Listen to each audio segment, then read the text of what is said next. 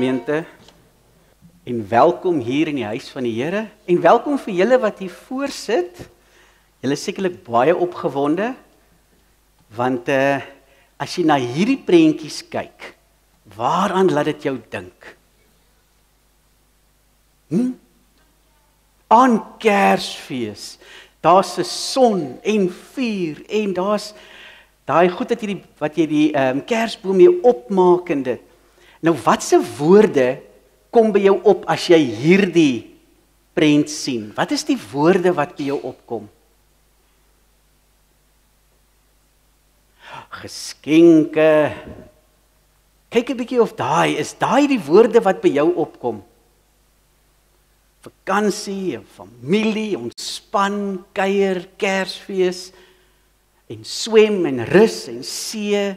Want as ons dink aan die son, dan dink ons aan strand en swem. En as ons dink aan vuur, dan dink ons aan braaivleis en lekker kuier. En as mens dink aan vuur, dan dink 'n mens baie keer lekker in die aand na 'n marshmallow braai, né? Dis mos baie lekker. Maar ons gaan vanoggend 'n bietjie lees uit Maleagi. En in Maleagi ervaar mense die son en vuur anderste. Ons lees daar dat onthou die dag van afrekening kom. Nou die dag van afrekening beteken dis die dag wanneer die Here gaan oordeel oor die mense wat nie vir hom gedien het nie en wat nie met hom 'n verhouding gestaan het nie. So daar gaan so 'n dag kom, 'n dag van straf. 'n Mens sou dit kon vergelyk met 'n verskriklike warm vuur.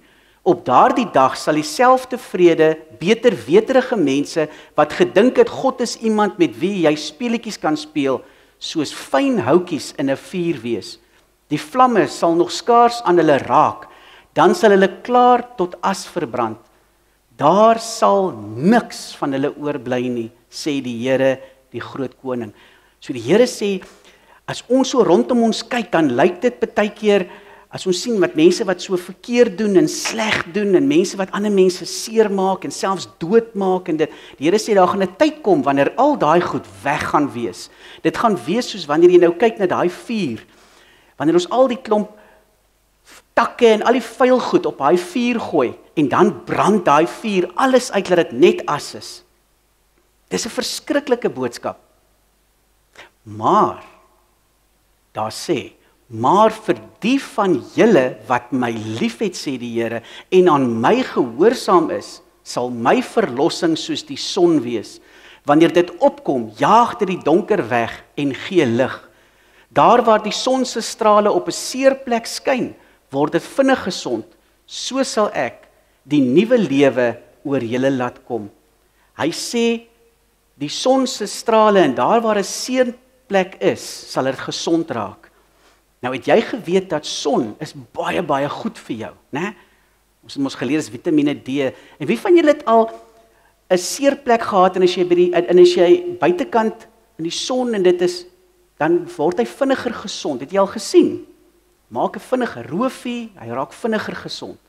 En die Here sê dit is hoe dit is met die kinders van die Here wat hom liefhet. Vir hulle gaan dit wees soos daai son met die vakansie.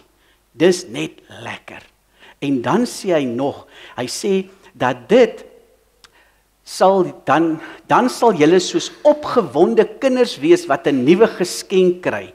Julle sal nie kan wag om vir ander daarvan te vertel nie. En wat is daai groot geskenk wat ons kry? Wat ons nie kan wag om vir ander mense van te vertel nie. Weet julle? Wat is die grootste geskenk met Kersfees? Jesus se geboorte. Ja, dis ons grootste geskenk. En die Here sê, sal julle my verlossing soos die son wees. Julle sal nie kan wag om vir almal daarvan te vertel nie.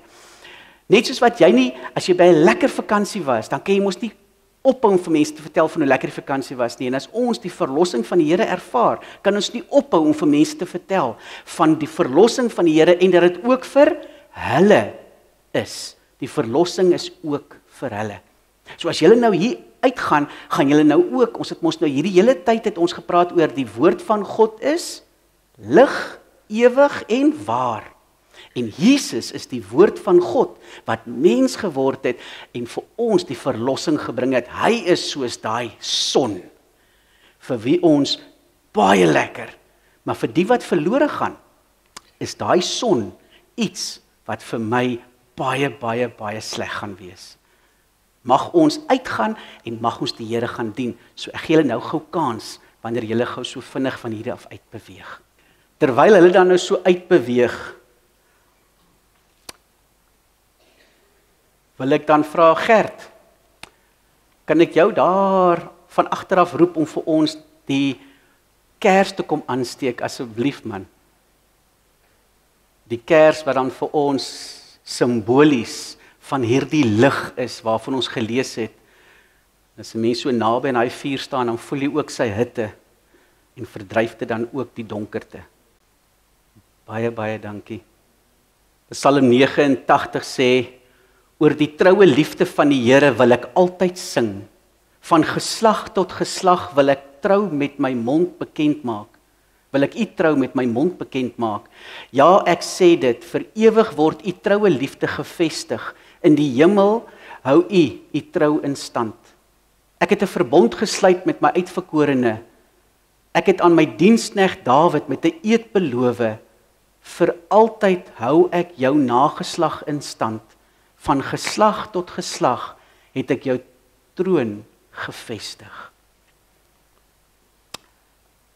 Broers en susters, mag ons vanoggend in die Here se teenwoordigheid ervaar dat hy hier met ons praat, dat hy die lig is wat na die wêreld toe gekom het, dat hy die een is wat vir ons sê, my verlossing het aangebreek, jy is deel van my. Ek groet jou dan in die naam van die Vader, die Seun en die Heilige Gees. Ek wil dan nou vra dat ons sal staan en dan sing ons lied 164, al 2 die verse.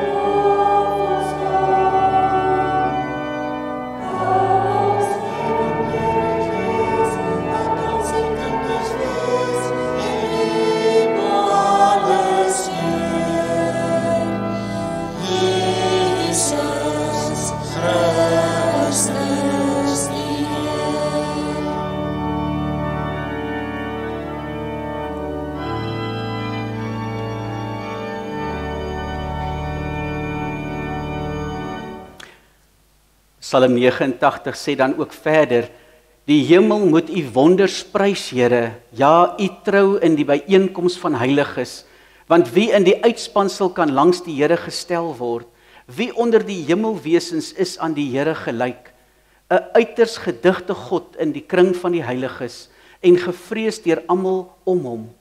Here, God van alle magte, wie is so magtig soos u, Here, u trou omring u. U heers oor die duinings van die see, wanneer die golwe styg, bring u hulle tot bedaring. Hierdie God nooi ons dan vanoggend om hier sy naam te kom loof. Dit is 'n voorreg om die Here se naam te loof. Ek kom ons staan en sing lied 212, al 3 die verse.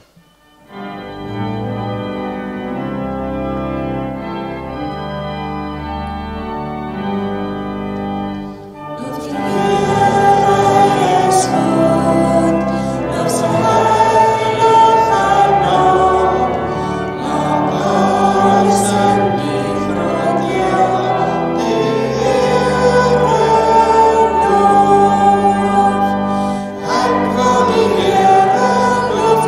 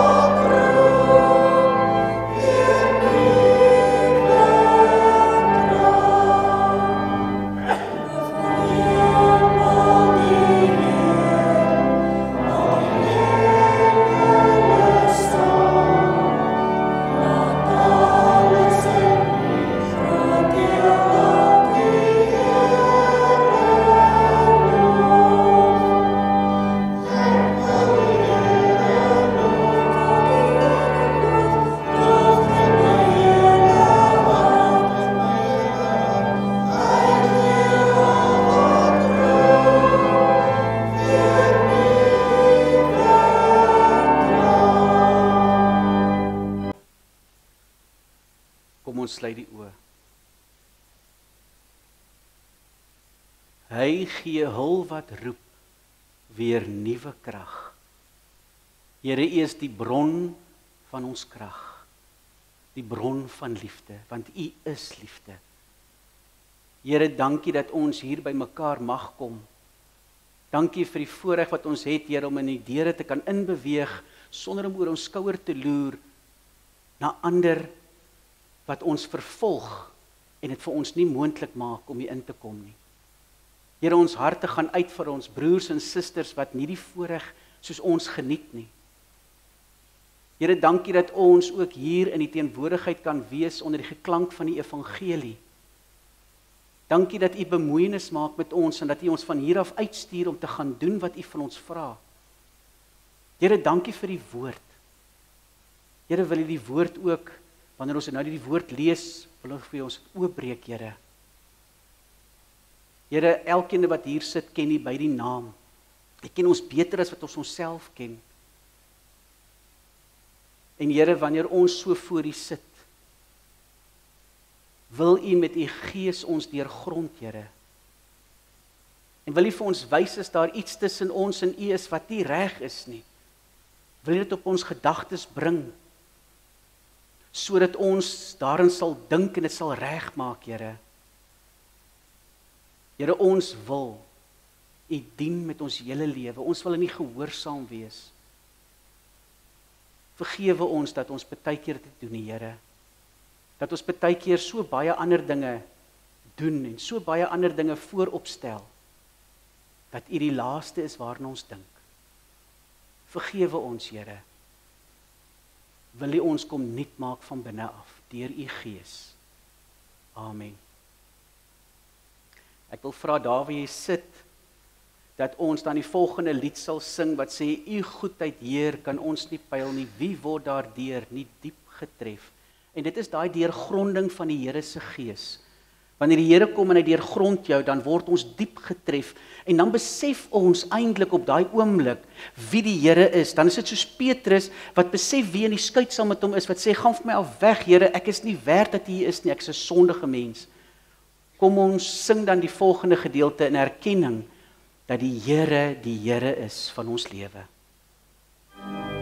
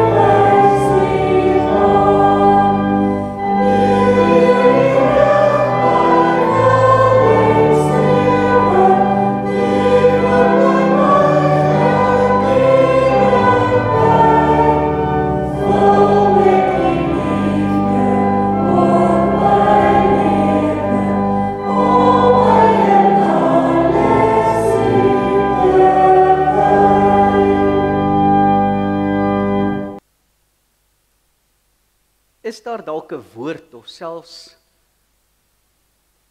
'n paar woorde op die skerm wat op hierdie oomblik met jou resoneer vanoggend. Wat dalk ietsie sê van hoe jy voel. Moedeloos, ontnigter, teleurgesteld, skepties, leeg, onvergenoeg, teneergedruk, hopeloos. Maleagi skryf vir die volk van God wat moedeloos en ontnigter was oor die verwagtinge wat hulle gekoester het, maar nie uitgewerk het soos hulle gehoop het nie. Dinge gebeur soms anders as wat ek en jy onsself voorgenem het. Werksituasie wat nie uitgedraai het soos jy gedink het dit gaan nie. Dalk 'n mislukte of 'n minder verwagte oes. Swak prys.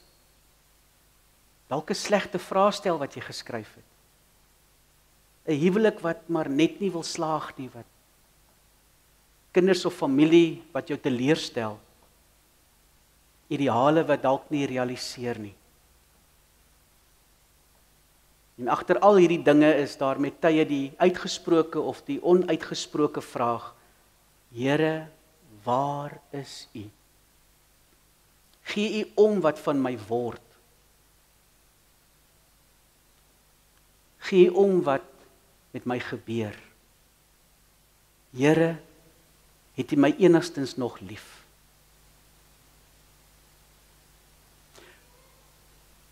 Vanoggend gaan ons uit Maleagi 4 verse 1 en 6 lees. En daar was talle mense wat die ervaring het dat die Here hulle met tye teleurstel, soos wat die volk van die Here in die tyd van die profeet Maleagi se ervaring was. En daarin soms tye waarin ons onsself vereenselwig met hierdie mense van Maleagi se tyd. Want hulle vra klink met tye soos ons vra. In hulle teleurgestelde verwagtinge herken ons eie teleurgestelde verwagtinge. Deur die Gees van God wil die profeet Maleagi dan op hierdie vrae 'n antwoord gee. Kom ons luister dan na Maleagi 4 vers 1 tot 6. Maar voor ons dit doen, kom ons buig die hoofde. En kom ons vra vir die Here om hierdie gedeelte vir ons oop te breek, sodat ons sal verstaan wat hy vir ons wil sê vanoggend.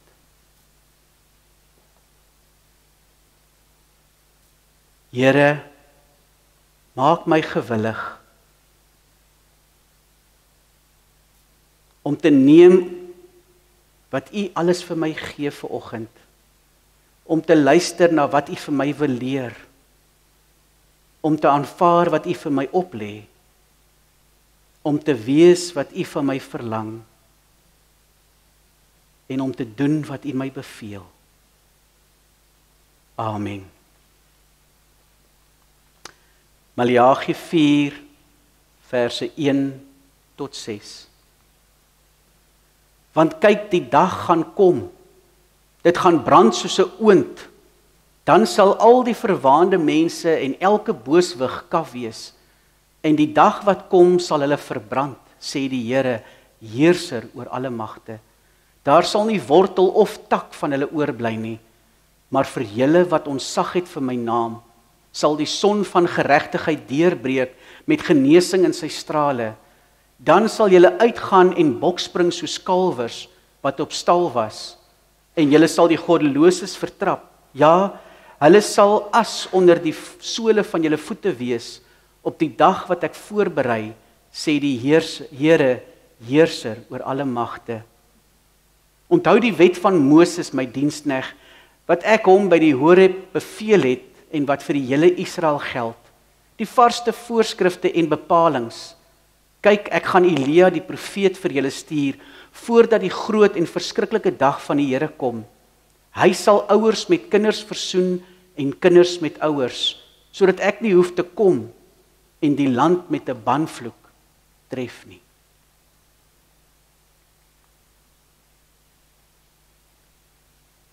Maleagi skryf hierdie gedeelte, hy praat met die volk En dan, as ons hierdie gedeelte hoor, dan mag 'n mens vra, maar wie is Maleagi? Want ek is nie vertroud met Maleagi nie. Ons weet dat Maleagi is die laaste boek in die Ou Testament. Maleagi is dan ook een van die 12 kleiner profete.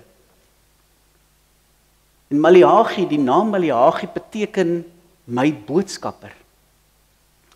Die tyd waarin Maleagi as profeet opgetree het, is 'n tyd waaroor ons histories nie baie van weet nie. Ons het nie baie inligting daaroor nie, maar wat ons wel het, en die inligting wat tot ons beskikking is dat dit in die tyd van die voltooiing van die tempel, omtrent so 515 voor Christus, en voor die koms van Esra, in 458 voor Christus was.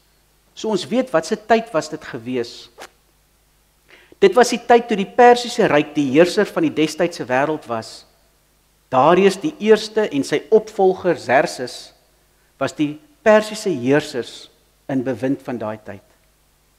Na die voltooiing van die tempel het die bevolking van Juda tot soveel as 50.000 gegroei. Die hoofstad was nie meer Jerusalem nie, maar dit was Samaria en Juda. Israel was voortdurend in vyandskap gewikkel met beide die Samaritane en die Edomite. Tydens die ballingskap het die suidelike deel van die land was dan ook ingeneem gewees. Dit was 'n tyd van armoede. Dit het sleg gegaan met die landbou. Droogtes, misoeste en peste was in die orde van die dag. Dit was 'n tyd van morele en geestelike agteruitgang, egskeidings, ondertrouery met heidense vrouens en die uitbuiting van die naaste was iets wat baie bekend was. God se mense was vasgevang in hierdie bose kringloop. Met hierdie langdurige seisoen van nasionale nood, laat die mense van Israel twyfel of God hulle steeds liefhet. Hulle sien nie meer die punt om die Here te dien nie. Daarom dissiplineer God hulle vir hulle ongehoorsaamheid. Maar hulle interpreteer dit anderste. Hulle interpreteer dit as 'n verdere gebrek aan God se liefde. En dit beweeg hulle nie oor na gehoorsaamheid, hierdie straf wat hulle ervaar nie. God praat met hulle deur sy boodskapper dan Maleagi en sê vir hierdie volk dat hy nog nooit opgehou het om vir hulle lief te wees nie. Hy het hulle nog altyd lief. Maar skepties vra hierdie volk vir die bewyse van God dat hy hulle steeds liefhet. Want die teendeel lyk soveel meer waar. Dit lyk waar as hulle om hulle kyk dat God hulle nie liefhet nie. En daarom vertel God dan deur die mond van Maleagi vir hulle die verhaal van Israel se totstandkoming. En dat hy daardeur vir hulle sê, ek het met Israel begin. Ek het Israel nog nooit gelos nie. Nog nooit. Maar die priesters van Israel vertrou nie dat God vir hulle as 'n nasie meer kan sorg nie. Daarom het hulle begin om eerder die plaaslike goewerneurs hulle heel beste te gee, die beste offers vir hulle te bring. Maar die afskeepoffers vir die Here, die blind en siek en lam diere wat gebring word na die Here se offertafel. Die offers wat hulle vir die Here bring, klop glad nie met die feit dat hulle sê hulle die Here lief nie. Dit klop glad nie daarmee nie. Maar asof dit nie genoeg is nie, leer hulle nou die res van die volk van Israel dat die politici meer eer en dank werd is as God. Want kyk net, hoe gaan dit met hierdie mense wat sonder God is? Kyk hoe gaan dit met hulle. Dit lyk vir hulle asof hierdie mense eerder geseën word as vervloek word.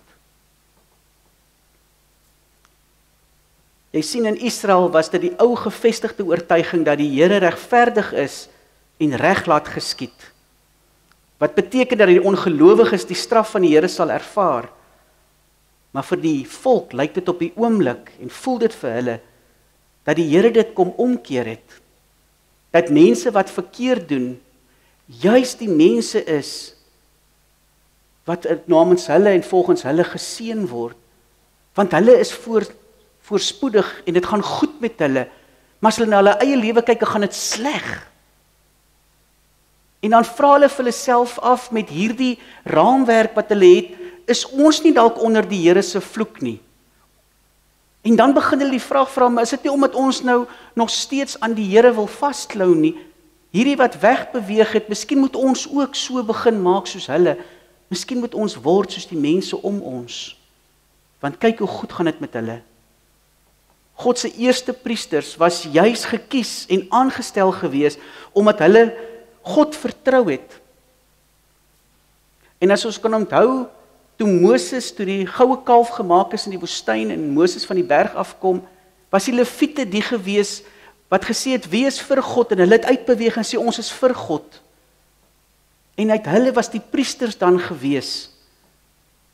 Maar hier die huidige geslag priesters het afgedwaal en moet die eer en die vertroue van die Here weer van vooraf herontdek.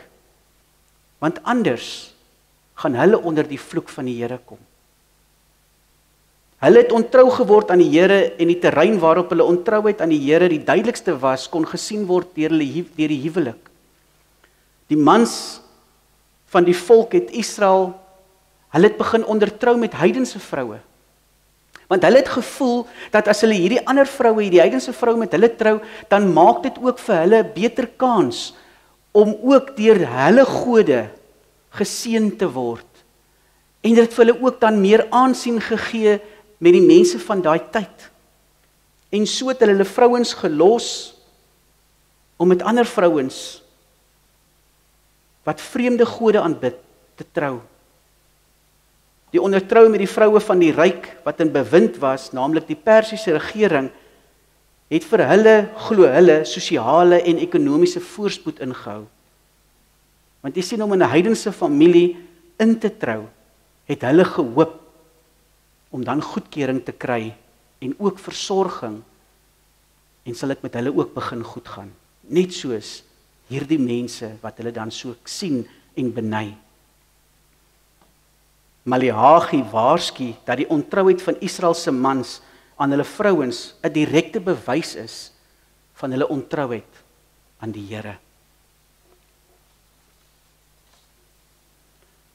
En die gevolg daarvan was dat Israel as volk van God nie meer kon beantwoord aan hulle roepingsdoel. Hulle moes juis heilig wees, anders wees as die volkere om hulle, as die mense van hulle tyd. Ja, hulle moes anders wees as die wêreld. Gelowiges dink en doen anders, omdat hulle aan God behoort, en hierdie onderskeid moet duidelik gesien kan word. Maar die ondertrouery met die heidense vroue het 'n direkte effek op hulle geloofslewe gehad. Maar hulle het dit nie so gesien nie. Die volk glo dat die feit dat dit met hulle so sleg gaan, toe te skryf kan wees aan die Here wat verander het. Hulle glo dat die Here het verander. Hy is nie meer die verbondsgod van hulle voorvaders nie. Hy is anders. En dan kom die Here deur Maleagi en dan sê hy vir hulle, ek het nie verander nie. Net soos wat julle nie verander het nie, het ek nie verander nie. Want julle het onveranderd gebly. Julle is net soos julle voorvader Jakob. Julle lieg en bedrieg. Julle kom nie my wette na nie. Julle gehoorsaam my nie. Hulle sê vir die Here, jy het verander. Here, u het verander. U is nie meer dieselfde God nie. Ons kan nie op u pyl trek nie. Ons kan nie u meer vertrou nie. Dis nie meer die moeite werd om u te dien nie. Dan sê die Here vir hulle, ek het nog nooit verander nie. Want as hy vir hulle terugwys na sy trou en sy liefde oor die geslagte heen, wys hy ook vir hulle van hoe hy getrou gebly het en nooit verander het nie. Maar hulle moes verander, maar het nie. Hulle het ook onveranderd gebly. Hulle dieselfde hardnekkige, ongehoorsame volk gebly. En is dan wanneer die Here vir hulle sê, julle moet begin regkom. Julle moet julle goed begin in orde kry.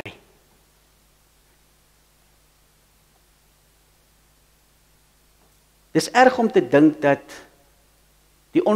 dat dit nie onverskillige mense is wat hierdie uitlating teenoor die Here maak nie, maar dat dit mense is wat veronderstel is om hom te ken. Ons vra ook soms, is dit maar dis baie keer op 'n ander manier en met ander woorde en dit val 'n bietjie anders op die oor, maar ons vra ook soms die vraag, wat help dit om my kant te bring teenoor die Here? Daar is geen waarborg dat dit enige iets en enigstens vir my beter gaan afloop en uitspeel nie. Ons het baie keer vrae soos, hoekom beleef mense wat duidelik onverskillig teenoor die Here lewe voorspoed? Hoekom gebeur goeie dinge met slegte mense en slegte dinge met goeie mense? Hoekom lyk dit asof mense wat teen die Here in opstand is, eintlik gelukkiger is as die wat by die wet en by die Here bly? Hierdie onuitgesproke woorde, wat ons met tye koester, word dalk nie altyd hardop gesê nie. Dit leef net hier binne in ons kop. Maar die feit dat dit in ons kop leef, maak dit nie ongesê nie. Die volk se woorde teenoor die Here was hard gewees. En ons lees in hoofstuk 3 vers 16 dat die Here geluister het na alles wat gesê is en dat daar mense was wat die Here dien. Tussen al hierdies wat opstand kom teen die Here, was daar 'n groep gewees wat aan die Here vashou. Was daar 'n groep gewees wat die Here bly dien het. En hy het geluister. Hy het geluister na hulle. En dan hoor ons dat die Here hulle liefdevol, op 'n liefdevolle manier kom antwoord. En sy antwoord aan die volk, gee hulle 'n kans om weer moed te skep vir die Here. Maar aan die ander kant, gee dit ook vir hulle iets om na uit te sien in die toekoms. Wat die Here betref, lees ons dan in hoofstuk 3, word hulle en ons daaraan herinner, dat daar 'n gedenkboek is, in die teenwoordigheid van die Here. 'n Boek waarin my en jou naam opgeskryf is. 'n Boek waarin alles wat gebeur opgeskryf word. Niks gaan by die Here ongesiens verby nie. In die teenwoordigheid van die Here word alles wat hier op aarde gebeur aangeteken. Ja, die swaar kry, die pyn, die lyding, die onreg, alles. Soos ek gesê het, niks gaan by die Here ongesiens verby nie, al voel dit soms so. Die Here bevestig sy oneindige liefde en sy liefdevolle trou vir sy kinders.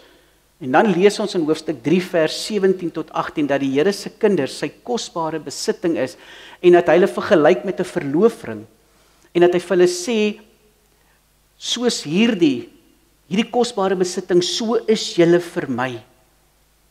En ons weet dat 'n verloofring is baie meer as net 'n materiële gedeelte wat ek dra, 'n ornament wat ek dra. Dit sê iets van die persoon aan wie my trou beloof het, dat hy by my sal wees en bly en my sal lief hê tot die dood ons skei. En hy sê die volk Israel, julle is vir my so 'n kosbare besitting.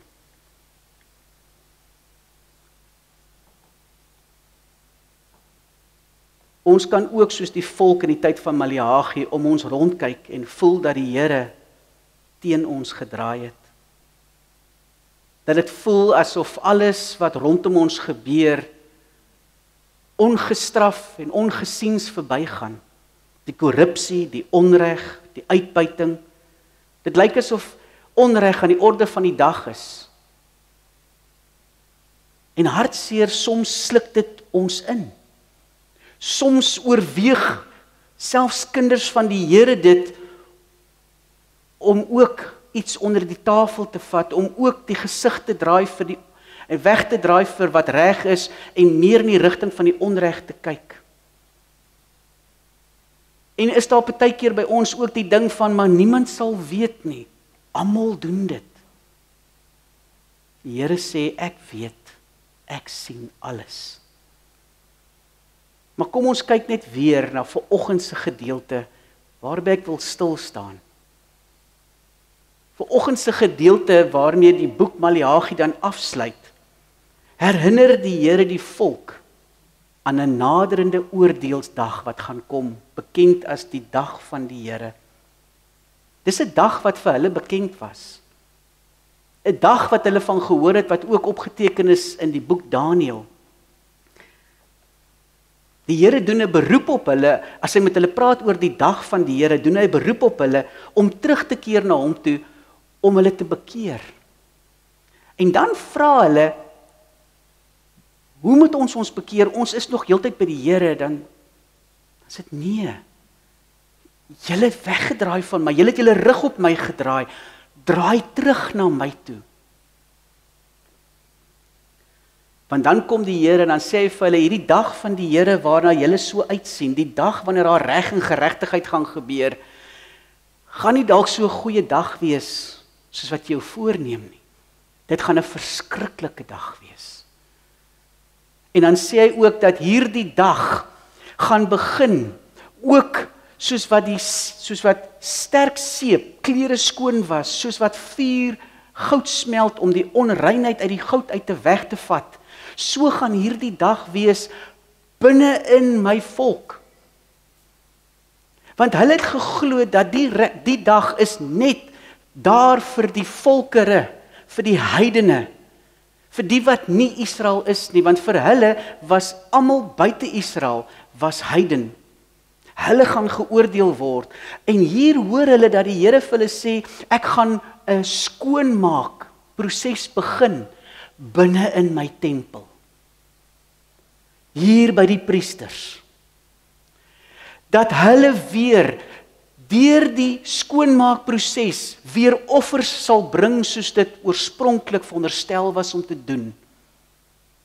Dat dit wat hier binne in my huis gebeur het, binne in die tempel, binne in my teenwoordigheid gebeur het, gaan ek uitsorteer. Hierdie groot dag van die Here gaan julle nie vryspring nie. En dan sê hy vir hulle, dat as teken van hierdie groot dag, voor hierdie groot dag gaan gebeur, gaan hy sy boodskapper stuur. En hierdie boodskapper wat hy vooruit gaan stuur, hierdie boodskapper sal wees soos Elia van ouds. Soos wat Elia was en soos wat Moses was, soos Elia sal hierdie boodskapper kom en hy sal die verhouding tussen ouers en kinders en ouers kom regstel. Hy sal versoening bewerkstellig deur die Gees van die Here. Hy sal die pad kom gelyk maak, kom gereed maak vir die groot dag wat kom, die dag van die Here. Nou as hulle praat van die groot dag van die Here, hulle praat van die pad wat gelyk gemaak moet word, dan was hulle vertroud geweest met hierdie beeld. Want hulle bevind hulle self in Babylon. En was daar die gebruik gewees, dat wanneer die koning kom om 'n stad te besoek, dan het hulle mense uitgestuur om die paaie gelyk te maak, en die groot klippe uit die pad uit te vat, sodat hy, die koning, kan kom. En dit was 'n teken gewees van die skoonmaak van die pad, was 'n teken gewees van die mag en heerskappy van die koning. En die Here sê vir hulle, so sal dit ook wees. Ek sal die pad laat regmaak en gereed maak deur my boodskapper, waarna ek sal kom dan. Die Here troos en bemoedig hierdie skeptiese volk, en so ook dan vir my en jou, dat daar beslis 'n dag van afrekening gaan kom. Die swaar kry wat ons nou ervaar, gaan ophou. Dit gaan verander in blydskap. Die Here sal en gaan ingryp. Ja, die dag van die Here gaan beslis kom. Maar ons hoor dat die dag van die Here, soos hy hier sê, ook 'n dag gaan wees van suiwering. 'n Dag gewees waarin die Here ook gaan kom regmaak dit wat skeef geloop het. Vir hulle was dit 'n definitiewe skeidslyn, die dag van die Here. En die Here sê, soos julle dink oor die dag van die Here, gaan dit anders te uitspeel. Dit mag vir julle ook 'n verskriklike dag wees. Vir julle wat opgehou het om my te dien, wat die rug vir my gedraai het. Maar dan hoor ons hier 'n stuk genade wat die Here deur sy boodskapper bring.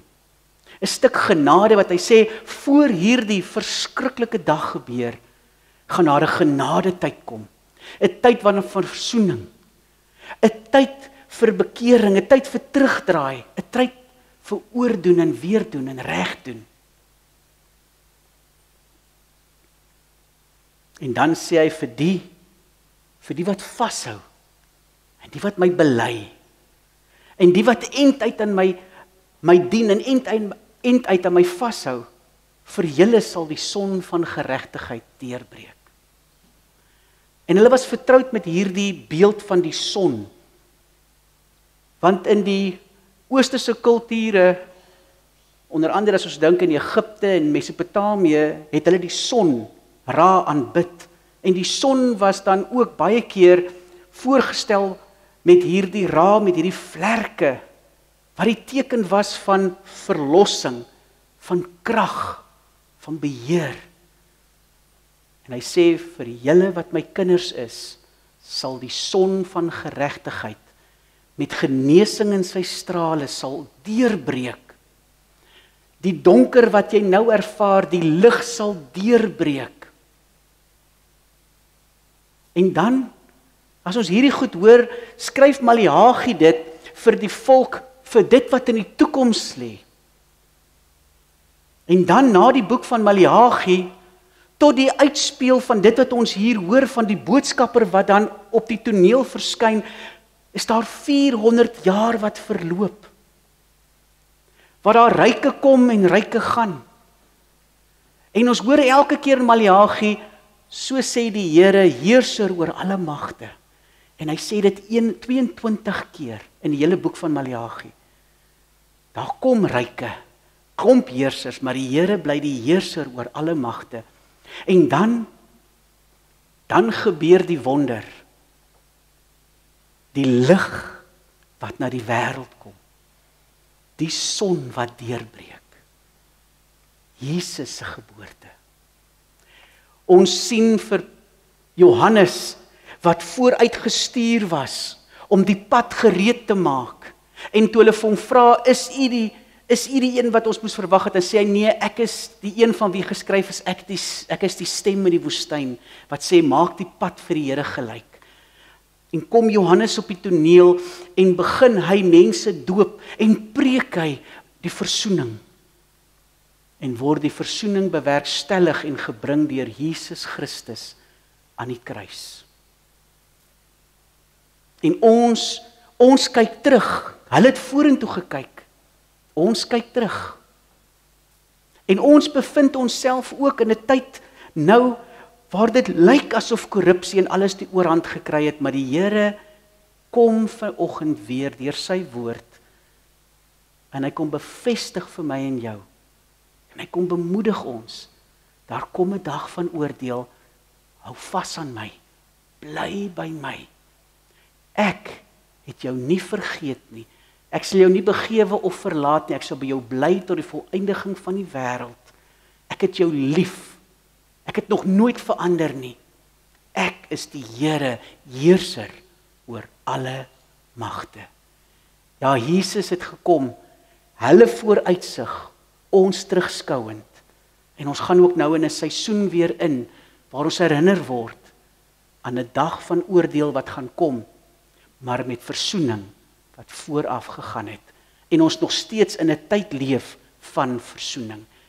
Nog steeds 'n tyd het waarin ons kan terugwend en terugdraai na die Here. En dis wat die Here vra, kom terug na my toe. Maar vir julle wat ontzag het vir my naam, sal die son van geregtigheid deurbreek met genesing in sy strale. Dan sal julle uitgaan en bokspring soos kalwers wat op stal was. Amen.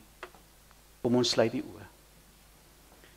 Here Jesus, baie, baie dankie dat U met ons bemoeienis maak, dat U ons liefhet, dat U ons nie begewe of verlaat het, dat U nie verander het nie. U is die gans andere God, U is van ewigheid tot ewigheid dieselfde. Dankie Jesus dat U vir ons by die regterhand van God die Vader sit en vir ons pleit dat U vir ons intree. Dankie vir die oorwinning wat U behaal het oor die bose. Dankie dat ons, Here, U kan aanneem as saligmaker en verlosser, dat ons U kinders genoem mag word. Here, dit gaan moeilik hier, maar dankie dat ons weet, die belofte wat U vir ons gegee het, ja, dit sal met julle moeilik gaan, maar hou moed, ek het die wêreld klaar oorwin. En ek kom om julle weer te kom haal, ek gaan om vir julle plek gereed te maak, en kyk, ek gaan weer kom, om julle te kom haal, om te wees waar ek is. Here, wil U deur die Gees vir ons kom help, dat as daar dinge is in ons lewe, wat eintlik ons nog op 'n manier die rug op U draai, dat U dit vir ons sal wys, dat ons sal terugkeer, en ons sal wend na U, dat ons dit sal regmaak, U wat gesê het, kom dat ons die saak met mekaar uitsorteer. Die sonde wat so rooi is soos skarlaken, ja, so rooi is soos bloed, ek sal dit weer wit maak soos wol, ja, so wit soos sneeu. Dankie, Here, dat ons in 'n tyd leef van versoening, 'n tyd van tweede kanse, 'n tyd van herstel. En mag ons uitgaan en bokspring en verander vertel van hierdie boodskap, die goeie nuus. U het gekom om versoening te bring. En daar kom 'n dag, 'n groot dag van afrekening. En ons hoef nie onsself aan die verkeerde kant van die draad te bevind nie. Ons kan by U wees. Amen. Ek wil dan nou vra dat ons sal staan en dan lied 219, al 3 die verse te sing en dan te bly staan ook vir die seëngroet, en dan gaan ons dan ook die Amen lied waarna ons na mekaar toe draai en dan ook die lied vir mekaar, die seën vir mekaar ook toebid. So kom ons staan en dan bly ons dan staan.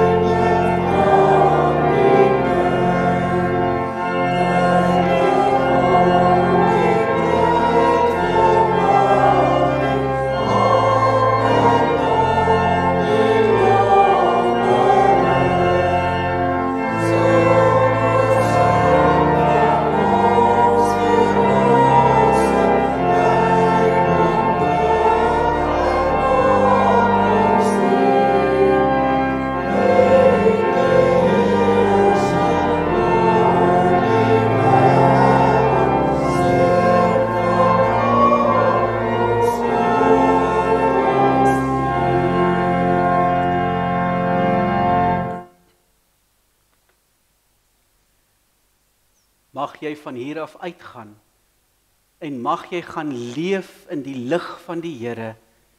Mag jy sy stem hoor wat vir jou sê ek het jou lief, ek het jou lief. En mag jy gaan vertel vir ander van hierdie liefde wat Christus aan ons bewys het. Mag jy gaan en van hier af in hierdie week die hande en die voete van Jesus Christus in Piketberg wees. Amen.